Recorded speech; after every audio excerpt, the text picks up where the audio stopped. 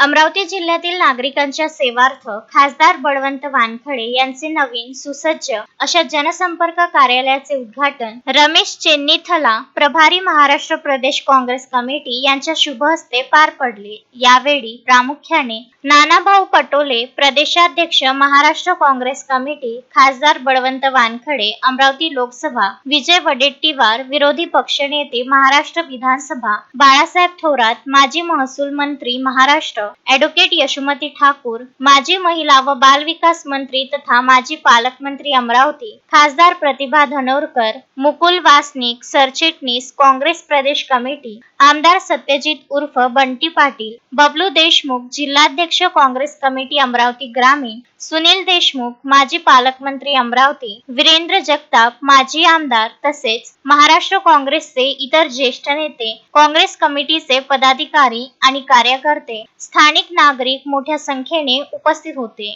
Vidarbha news bureau, Amravati.